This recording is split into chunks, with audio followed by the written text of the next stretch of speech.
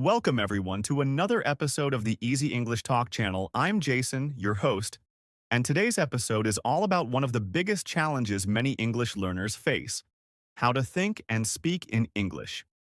Whether you're a beginner or more advanced, today's episode will give you strategies to unlock fluency by shifting how you process English in your mind. Before we dive into today's topic, remember that English isn't just a language, it's a mindset. If you've ever felt like you have to translate everything in your head before speaking, you're not alone. But what if I told you there's a way to bypass that step entirely? That's what today's podcast is all about: helping you think in English so that speaking it becomes second nature. Part 1. The Power of Thinking in English. Now, before we can even talk about speaking in English, we have to tackle the very idea of thinking in English. You see, fluency doesn't start with the words coming out of your mouth. It begins in your brain. When you think in your native language and then try to translate it into English, you're adding a whole extra step. This slows you down and makes speaking English feel like a huge task. You've probably experienced that moment where you freeze because you're stuck trying to find the perfect word. But that's because you're not thinking directly in English. Here's an analogy. Imagine you're driving a car and instead of going straight down the road, you're forced to take a detour. This detour adds time and stress. That's exactly what happens when you think in your native language first and then translate to English. It's a detour. But when you train yourself to think in English, you'll be on the expressway to fluency. Let me give you an example. Think about your daily routine.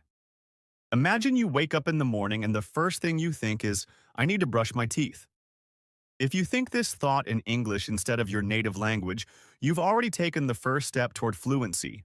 At first, it might feel unnatural or forced, but over time, it'll become more automatic. Let's say you're at a cafe and you want to order a coffee. In your native language, you might think, I'll have a coffee, please.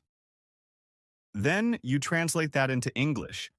But what if you could skip the translation step and just think, I'll have a coffee, please, directly in English? Suddenly, you're not just speaking English, you're living in English. The whole process becomes smoother and faster. Here's a concrete exercise you can try every day. Start with simple phrases that you use regularly, like I'm hungry, or it's time to go to work. Write these phrases down in English and practice thinking them every time the situation arises. Slowly, your brain will start to make the switch, and these thoughts will come more naturally in English. Part 2. Building vocabulary for thinking.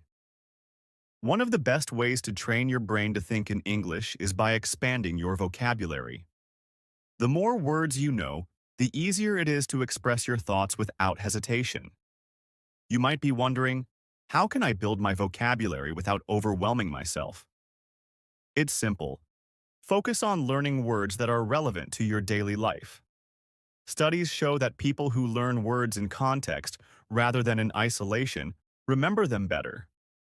For example, instead of memorizing a random list of words like apple, banana, chair, and table, try to learn vocabulary related to activities you do every day. If you love cooking, learn words like stir, boil, ingredients, and recipe. If you're into sports, learn terms like goal, score, and win. Here's another practical exercise. Carry a small notebook or use your phone to jot down new words throughout your day. When you hear or see a new word, write it down along with the context in which you heard it. For example, if you hear someone say multitask at work, you might write down multitask to do more than one thing at a time, e.g., I'm multitasking at work. This helps you remember not just the word, but also how it's used in a sentence. Part 3. Speaking in English without thinking too much. Now that we've covered how to think in English, let's move on to speaking without overthinking. Often, the reason we struggle with speaking English is because we're too focused on being perfect. We worry about grammar, pronunciation, or choosing the right word, and this makes us freeze. But here's the thing. Native speakers aren't perfect either. Have you ever noticed how people speak in their native language?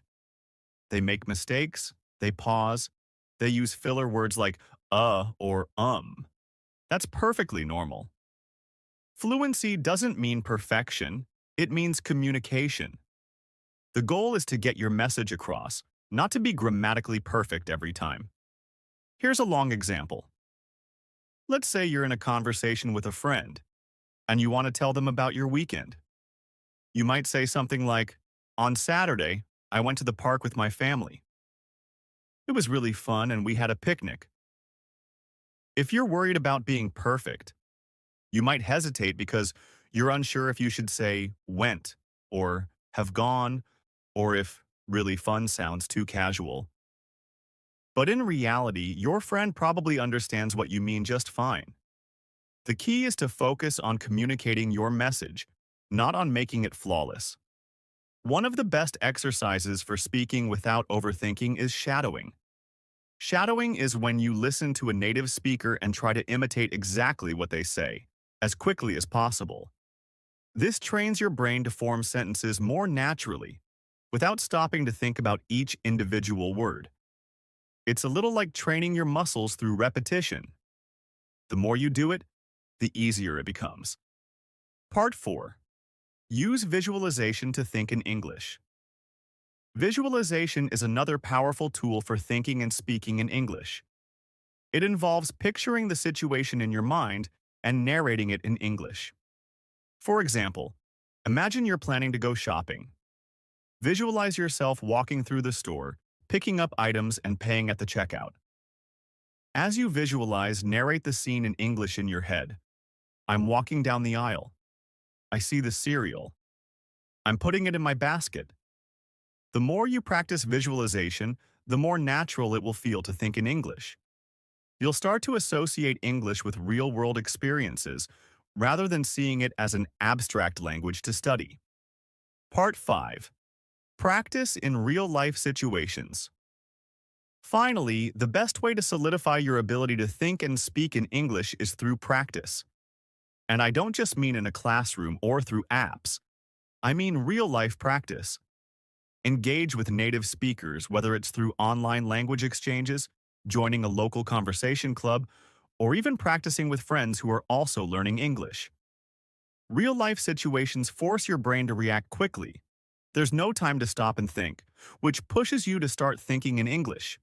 You'll make mistakes. That's okay. Every mistake is an opportunity to learn. One long-term study showed that people who immerse themselves in real-life conversations in English improve their fluency much faster than those who only practiced in structured environments like classrooms. So, don't be afraid to get out there and practice. So there you have it.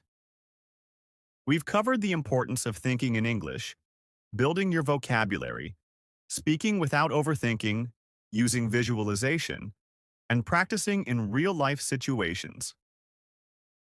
The journey to fluency doesn't happen overnight, but with consistent effort and these strategies, you'll start to see real progress. Remember, the goal isn't perfection, it's communication. The more you practice thinking in English, the more natural it will become, and the more confident you'll feel when speaking. Thank you for joining me today on this episode of Easy English Talk. If you found these tips helpful, make sure to subscribe to our channel for more episodes like this one. And if you're ready to put these strategies into practice, leave us a comment about your experience. Or even better, share this episode with a friend who's also learning English.